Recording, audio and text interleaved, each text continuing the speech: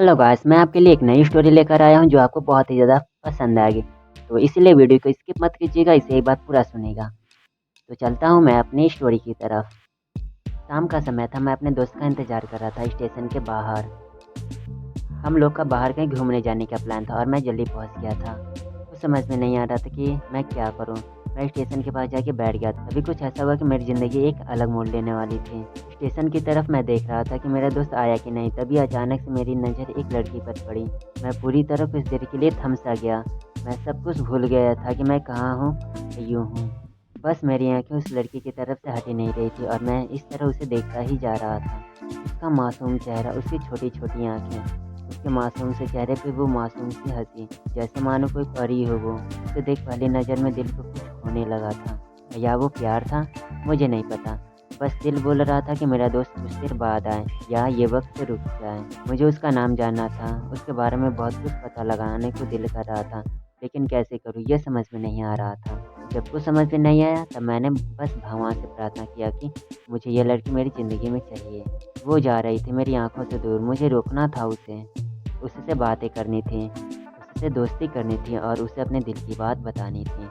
लेकिन कैसे? यही सवाल बस बार-बार मेरे मन में आ रहा था और मुझे बेचैन किए जा रहा था। मैंने फिर सोच लिया कि अब मेरी आँखों से दूर होने से पहले इसका नाम पता चल जाए, तो मैं इसे अपना बनाऊँगा और शायद भगवान ने ही इसे भेजा होगा मेरे लिए। तभी भगवान ने चमत्कार कर दिया, पीछे से आवाज़ आई, "या मैं यहाँ हूँ।"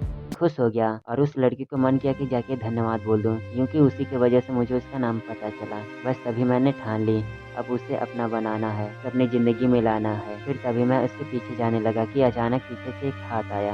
पीछे देखा तो दोस्त आ गया था। अब मैं क्या करूँ?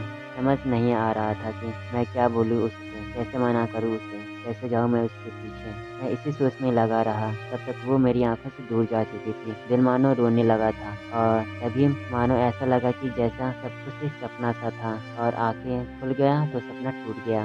मैं वहाँ से चला तो गया अपने दोस्त के साथ, लेकिन पूरे रास्ते भर उसी के बारे में सोचता रहा। मानो मेरा दिल अब उसके ख्याल से निकलने को तैयार ही नहीं था। दूसरे दिन मैं कॉलेज के लिए तैयार हो गया और मैं कॉलेज पहुंचा और बेंच पे जाके बैठ गया। तभी दोस्त ने बुलाया और कहा, अपने कॉलेज में एक नई लड़की आई है। मेरा मन अभी भी बस उसी के ख्याल में डूबा हुआ था। आंखों से उसका चेहरा मानो हट ही नहीं रहा था और वो बार बार मुझे आवाज़ दे रहा था। तभी मुझे गुस्सा आ गया और पीछे उससे बोलने ही जा रहा था कि मैं रुक सा गया। मेरी नज़र मानो एक बार फिर सपने में चला गया। मैंने देखा कि वही थी, मानो जैसे मेरी खुशी का ठिकाना ही नहीं रहा। मैं खुद को रोक नहीं पा रहा था और मेरे समझ में नहीं आ रहा था कि मैं क्या करूं।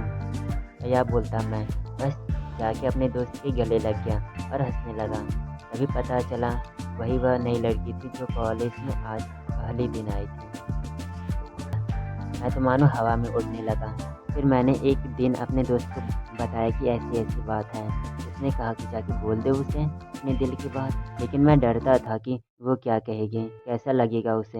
यही सोच के मैं हमेशा रुक जाता था। मैं सोचने लगता था कि कहीं वो मेरी बातें सुन के मुझसे दूर ना हो जाए। मैं उससे दूर नहीं होना चाहता था। मुझे ये एहसास हो गया कि शायद वो भी मुझे पसंद करती है, लेकिन वो कभी कुछ नहीं कहती।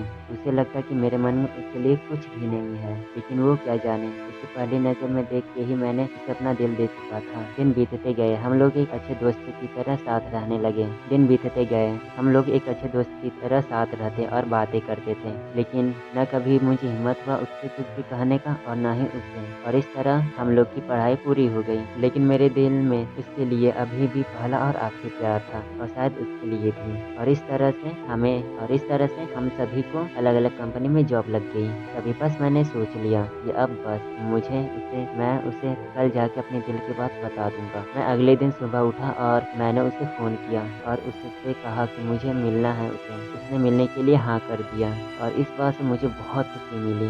हम लोग ने एक समय निर्धारित किया और मैं समय से पहले वहाँ उसका इंतजार कर रहा था। तभी मेरी नज़र उस पे पड़ी। वही कपड़े, वही बैग, वही छोटी-छोटी आँखें और चेहरे पे वही प्यारी सी मुस्कान। मानो ऐसा लग रहा था कि वही पहला दिन हो गया जब मैंने उसे पहली बार देखा था। वो धीरे-धीरे आ रही थी। मैं तो बस उसे देखता ही जा रहा था। फिर वो पास आकर मेरे सामने बैठ गई। तभी बस मैंने उससे कहा कि मुझे कुछ कहना है उससे।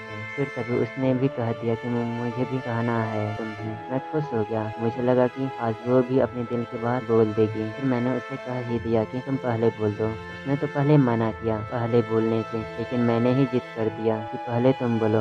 और वो बोलने ही जा रही थी, मानो मेरी सांसें रुक गई उसकी बातें सुनने के लिए। सब कुछ थम सा गया, बस ऐसा लगा मैं और वो और कुछ भी नहीं आसपास। फिर उसने अपने बैग से कार्ड निकाला और मुझे दे दिया। वो जो पल था वही पहला पल जब मुझे लगा कि मेरा सपना था और सपना टूट गया। उस कार्ड में उसकी शादी का आमंत्रण था। बस फिर क्या, सब कुछ वही रुक गया। शायद मैंने बहुत देर कर दी अपने दिल की बात बताने में, शायद बहुत देर। फिर उसने मुझसे पूछा कि तुम क्या कहना चाहते थे। मैं क्या कहता तब, बात बदल दी और वो चली गई और मैं वही बैठा रह गया। मुझे उसे अपना बनाने का बस एक सपना ही था और आज वो एक समय पे आके टूट गया। वो आधा दिन था और पहला दिन मानो क्यों आया था मेरी जिंदगी में, अब तक ये बात समझ नहीं आया। पहला दिन भी एक सपने की तरह आई और कुछ देर बाद टूट गई, और ये आधा पल जो फिर से एक अपना बनकर पल में टूट गया। और ये कहानी यहीं पर एंड होती है। तो इसलिए दोस्तों अपने दिल की बात बताने में देर ना करें, वरना इतना देर हो जाएगा कि किसी का पाने का सपना एक सपना ही रह जाएगा।